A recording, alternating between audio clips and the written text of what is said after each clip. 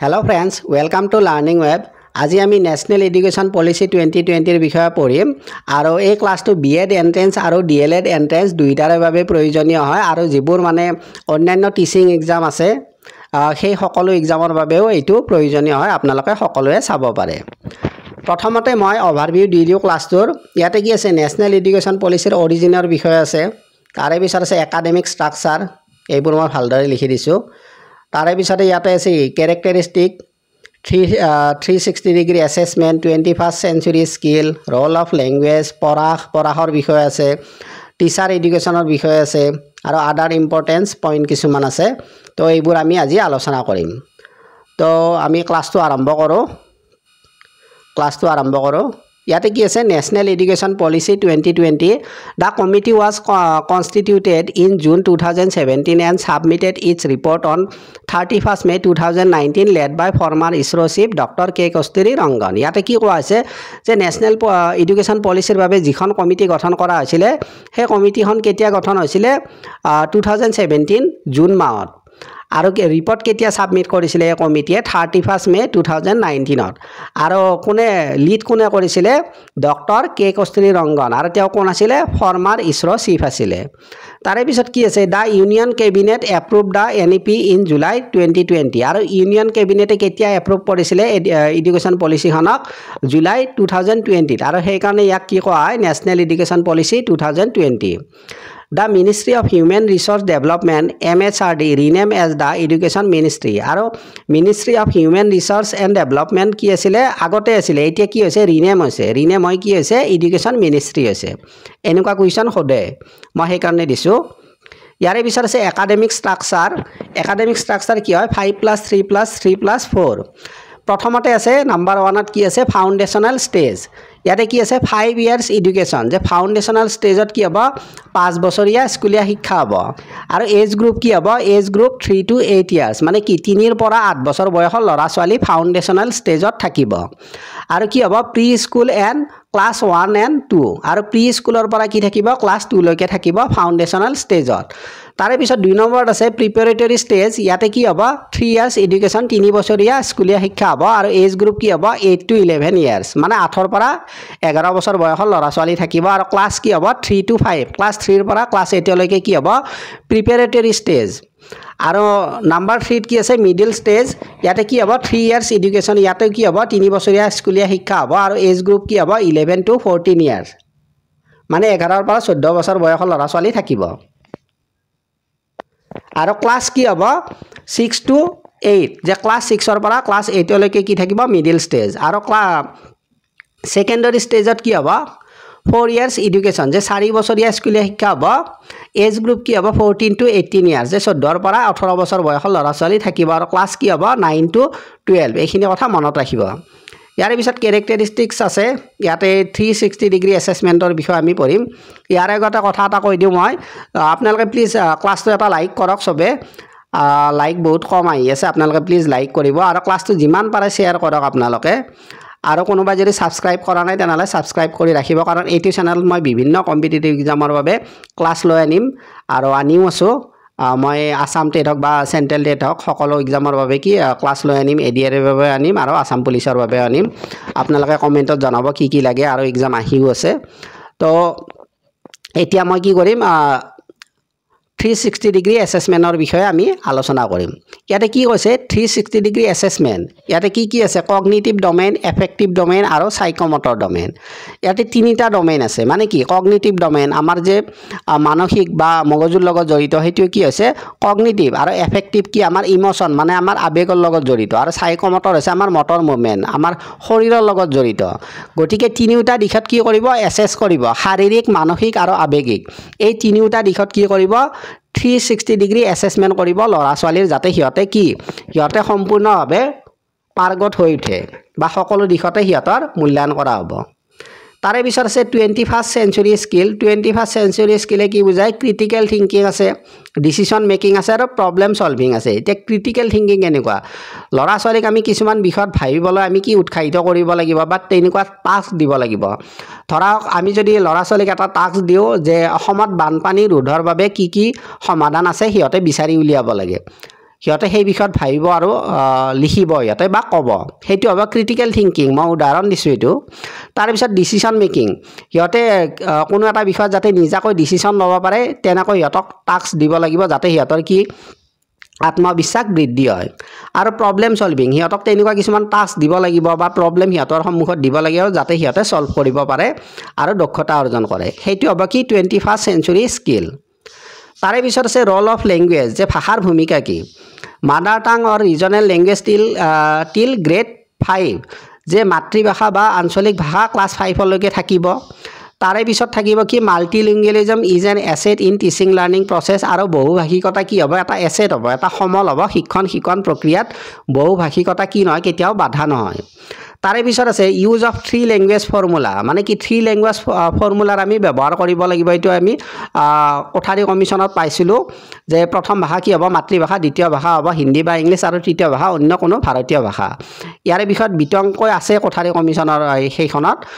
সেইটো মই ক্লাছটো কেতিয়াবা বেলেগ ক্লাছত মই দি দিম সেইখিনি বুজাই দিম মই শৰ্টকাট হিচাপে কৈ দিছোঁ তাৰে পিছত আছে ইণ্ডিয়ান চাইন লেংগুৱেজ মানে হৈছে ভাৰতীয় সাংকেতিক ভাষা এতিয়া কিছুমান ল'ৰা ছোৱালীয়ে ক'ব নোৱাৰে বা ভালদৰে শুনা নাপায় য'ত তেনেকুৱা ল'ৰা ছোৱালীৰ মাজত কি সাংকেতিক ভাষাৰ আমি বিকাশ কৰিব লাগিব যাতে সিহঁতে কমিউনিকেশ্যন কৰিব পাৰে তাৰে পিছত আছে classical language is an optional subject classical language মানে হৈছে ধ্ৰুপদী ভাষা যে ধ্ৰুপদী ভাষাটো কি হ'ব এটা অপশ্যনেল ছাবজেক্ট হ'ব তাৰে পিছত আছে পৰাশ যে পৰাশৰ ফুল ফৰ্মটো আমি চাই লওঁ এক্সামত আহে কেতিয়াবা The performance assessment review and analysis of knowledge for holistic development এটো হৈছে পৰাশৰ ফুল form it is a national assessment centre আৰু পৰাশ কি হৈছে এটা নেশ্যনেল এছেছমেণ্ট চেণ্টাৰ হয় তাৰে পিছত আছে teacher education a new and comprehensive national curriculum framework for teacher education NCFTE 2021 will be formulated by NCTE in consultation with NCERT ইয়াত কি কোৱা হৈছে যে শিক্ষকসকলৰ বাবে কি কৰা হ'ব এটা কি নেশ্যনেল কিউৰিকুলাম ফ্ৰেমৱৰ্ক আনা হ'ব আৰু এইটো কি হ'ব 2021 will be বুলি লিখা কিয় আছে কাৰণ এইটো 2020 ৰে কথা আৰু কোনে কৰিব এইটো NCTE কৰিব কাৰ লগত আলোচনা কৰিব NCERT লগত আলোচনা কৰি টিচাৰসকলৰ বাবে এটা কি নেশ্যনেল কিউৰিকুলাম ফ্ৰেমৱৰ্ক আনিব আৰু ইয়াৰে পিছত কি আছে by 2030 the minimum degree qualification for teaching will be a 4-year integrated BEd degree আমি সকলোৱে জানো যে এতিয়া ইণ্টিগ্ৰেটেড BEd ডিগ্ৰী আহি আছে যে আমি গ্ৰেজুৱেশ্যনৰ লগত আমি পায়ে যাওঁ 4-year ডিগ্ৰী সেইখিনি কৰিব পাৰি আৰু এইটো কেতিয়া সম্পূৰ্ণ হ'ব সকলো ঠাইতে 2030 ৰ ভিতৰত তাৰে পিছত আছে a common national professional standard for teacher will be develop by NCTE in consultation with NCERT আৰু টিচাৰসকলৰ মাজত কি থাকিব এটা common national professional development standard এটা থাকিব কমন প্ৰফেশ্যনেল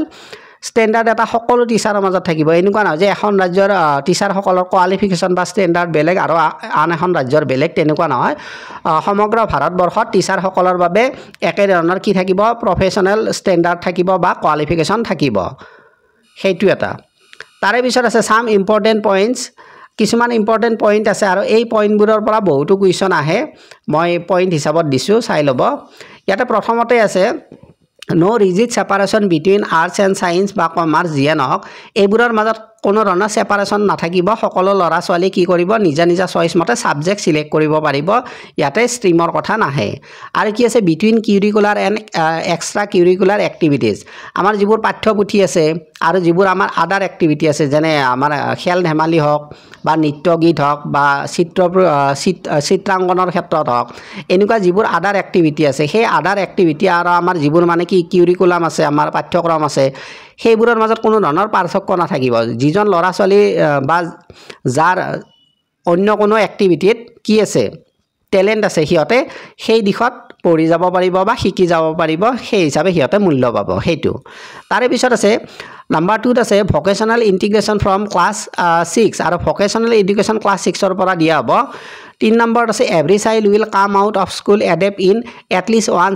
ওৱান স্কিল আৰু প্ৰত্যেকজন ল'ৰা ছোৱালীয়ে যেতিয়া বিদ্যালয় শিক্ষা শেষ কৰিব এটলিষ্ট কি এটা স্কিল শিকি আহিব পাৰিব যাতে সিহঁতে কিবা এটা কাম কৰিব পাৰে নিজাববীয়াকৈ এনেকুৱা নহয় যে অকল সিহঁতে লিখা পঢ়া শিকিছে তেনেকুৱা নহয় কিবা এটা স্কিল শিকি আহিব বিদ্যালয়ৰ পৰা সেইটো তাৰপিছত নাম্বাৰ 4ত আছে learning two learn how to learn not what two learn ইয়াত কি কৈছে শিকাৰ বাবে শিকা ইয়াত কি কৈছে কি শিকিছোঁ সেইটো প্ৰয়োজনীয় নহয় আমি কেনেকৈ শিকিছোঁ সেইটোহে প্ৰয়োজনীয় যে বা আমি কেনেকৈ শিকিম বস্তু এটা বা বিষয় এটা সেইটোহে প্ৰয়োজনীয় সেই বিষয়ত আমি শিকিব লাগিব 5 নম্বৰত আছে universalization of early childhood care and education ইয়াতে প্ৰাক প্ৰাথমিক শিক্ষাৰ কথা কোৱা হৈছে প্ৰাক প্ৰাথমিক শিক্ষা সকলো ল'ৰা ছোৱালীয়ে পাব বা সিহঁতক প্ৰদান কৰা হ'ব তাৰপিছত 6 নম্বৰত আছে national mission on foundational literacy and numeracy ইয়াতে এফএলএনৰ কথা কোৱা হৈছে যে এফএলএনৰ জৰিয়তে আমি জানো যে ল'ৰা ছোৱালী কি আমি যাতে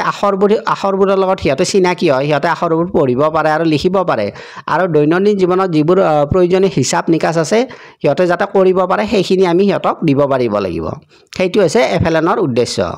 তাৰে পিছত আছে নাম্বাৰ 7 আছে common standard of learning in public and private school আমাৰ যিবোৰ চৰকাৰী বিদ্যালয় আছে বা ব্যক্তিগত খণ্ডৰ বিদ্যালয় আছে সকলো বিদ্যালয়ত এটা কমন ষ্টেণ্ডাৰ্ড সিহঁতে মেইনটেইন কৰি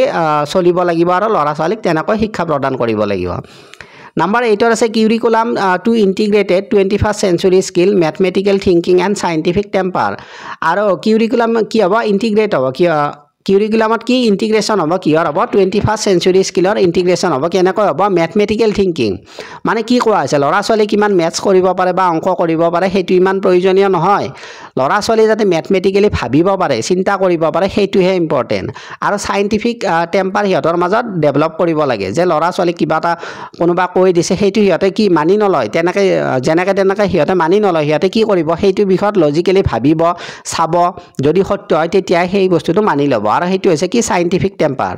তাৰে পিছত আছে নাম্বাৰ 9 আছে GDP investment to be increase up to 6% আৰু জিডিপি ইনভেষ্টমেণ্ট কিমান হ'ব 6% লৈকে শিক্ষাৰ ক্ষেত্ৰত কৰা হ'ব নাম্বাৰ 10 আছে the aim of NEP 2020 is 100% growth enrolment ratio' GER short form হয় এইটো ইন স্কুল এডুকেশ্যন বাই 2030 আৰু 2030 চনৰ ভিতৰত কি হ'ব লাগিব বুলি কৈছে ল'ৰা ছোৱালীৰ যিটো গ্ৰ'থ এনৰলমেণ্ট আছে সেইটো 100% হ'ব লাগিব বিদ্যালয়ত আৰু এইটো কেতিয়াৰ ভিতৰত কৰা হ'ব 2030 ৰ ভিতৰত নাম্বাৰ 11 আছে recognizing identifying and fostering the unique capabilities of each student আৰু ল'ৰা ছোৱালীৰ আমি কি কেপাবিলিটি আমি চাব লাগিব কোনটো দিশত আছে আৰু যিটো দিশত সিহঁতৰ কেপাবিলিটি আছে সেইটো দিশত আমি সিহঁতক কি কৰিব লাগিব দক্ষতা অৰ্জনৰ বাবে ব্যৱস্থা কৰি দিব লাগিব তাৰে পিছত আছে নাম্বাৰ 12 আছে use local context in teaching learning process আৰু টিচিং লাৰ্নিং প্ৰচেছত আমি লোকেল কনটেক্সট ব্যৱহাৰ কৰিব লাগিব যেনেকুৱা ল'ৰা ছোৱালীৰ ওচৰে পাজৰে বা পৰিৱেশত যিবোৰ বস্তু আছে সেইবোৰ বস্তুৰ বা বিষয়ে আমি শিকাব লাগিব যে সিহঁতৰ ওচৰত থকা জীৱ জন্তু বা গছ গছনি এইবোৰৰ বিষয়ে আমি উদাহৰণ দি সিহঁতক বুজাব পাৰোঁ তেতিয়া সিহঁতে কি কৰিব পাৰিব ৰিলেট কৰিব পাৰিব বস্তুবোৰ আৰু সহজতে বুজিব পাৰিব এনে শিক্ষাত এটা কথা আছে কি আমি লোকেল টু গ্লোবেল যাব লাগে মানে কি প্ৰথমতে ওচৰৰ বস্তু বা চিনাকি বস্তু শিকাব লাগে তাৰে পিছত অচিনাকি বা দূৰৰ বস্তুবোৰ ল'ৰা ছোৱালীক শিকাব লাগে তেতিয়া সিহঁতে ৰিলেট কৰিব পাৰে আৰু সহজতে বুজি পায় নাম্বাৰ 13 আছে learning should be holistic integrated enjoyable and engaging আৰু শিকন প্ৰক্ৰিয়া কেনেকুৱা হ'ব লাগে হলিষ্টিক হ'ব লাগে সৰ্বাংগীন হ'ব লাগে আৰু ইণ্টিগ্ৰেটেড হ'ব লাগে সংযুক্ত হ'ব লাগে চব বস্তু আৰু ল'ৰা ছোৱালী যাতে শিক্ষাৰ ক্ষেত্ৰত কি এনজয় কৰি শিকিব পাৰে আৰু সিহঁতে সেইবোৰ বিষয়ত যাতে এংগেজ হৈ থাকে তেনেকুৱা এটা পৰিৱেশৰ সৃষ্টি কৰিব লাগিব তাৰে পিছত আছে নাম্বাৰ 14 আছে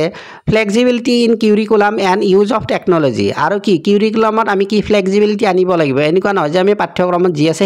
সেইখিনি আমি পঢ়াইছোঁ অন্যান্য এক্টিভিটি দিব লাগিব যাতে ল'ৰা ছোৱালী হলিষ্টিক ডেভেলপমেণ্ট হয় আৰু কি হয় ইউজ অফ টেকন'লজি আমি টেকন'লজিৰ ব্যৱহাৰ কৰিব পাৰোঁ যেনে আমি আমাৰ মোবাইল ফোনটোতে আমি কি সিহঁতক দেখাব পাৰে কিছুমান বস্তু যেনে আমি কাজিৰঙাৰ বিষয়ে যদি কওঁ বা আমি সাগৰৰ বিষয়ে যদি কওঁ সিহঁতকতো আমি ডাইৰেক্টলি দেখাব নোৱাৰোঁ আমি মোবাইলত সেইবোৰ আমি ভিডিঅ' বা পিকচাৰ আমি দেখাই দিব পাৰোঁ টেকন'লজি ব্যৱহাৰ কৰি তাৰে পিছত আছে নাম্বাৰ 15 আছে ইনক্লুচিভ এডুকেশ্যন ইয়াতে ব্ৰেকেটত আছে ইকুইটি এণ্ড ইকুৱেল অপৰচুনিটি মানে আপোনালোকে জানে যে সকলোকে সমান অধিকাৰ দিয়া বা সমান সুবিধা দিয়া আৰু ইকুইটি হৈছে সেইবোৰ মানে যিবোৰ ল'ৰা ছোৱালী কিছুমান বিশেষ অসুবিধা থাকে সিহঁতৰ বাবে বিশেষ ব্যৱস্থা কৰা সেইটো হৈছে ইকুইটি যেনে কিছুমান ল'ৰা ছোৱালী কমকৈ দেখা পায় বা কমকৈ শুনে তেনেকুৱা ল'ৰা ছোৱালীক আমি আগৰ বেঞ্চত আনি পঢ়াব পাৰোঁ আৰু কিছুমান ল'ৰা ছোৱালী লাহে লাহে শিকে বা কমকৈ বুজে তেনেকুৱা ল'ৰা ছোৱালীক আমি কি কৰিব লাগিব কিছুমান সহজ বস্তু দিব লাগিব আৰু সিহঁতক অকমান লাহে লাহে বুজাব লাগিব আৰু ইনক্লুচিভ এডুকেশ্যনে কি কয় ইনক্লুচিভ এডুকেশ্যনৰ উদ্দেশ্য হৈছে যে সকলো ধৰণৰ ল'ৰা ছোৱালীক আমি একেটা ক্লাছত বিশেষ সুবিধাৰ মাজেৰে আমি শিকাব পাৰোঁ যাক বিশেষ প্ৰয়োজন আছে তেনেকুৱা সেইটো হৈছে ইনক্লুচিভ এডুকেশ্যনৰ বিষয়ে মই অন্য এটা ক্লাছত দি দিম বাৰু এইখিনি আছিল মূলত ক্লাছটো আশা কৰিছোঁ ক্লাছটো আপোনালোকৰ ভাল লাগিছে যদি ক্লাছটো লাইক কৰিব আৰু প্লিজ যিমান পাৰে শ্বেয়াৰ কৰক আৰু কোনোবাই যদি ছাবস্ক্ৰাইব কৰা নাই প্লিজ ছাবস্ক্ৰাইব কৰি ৰাখিব আজিলৈ এৰিছোঁ ধন্যবাদ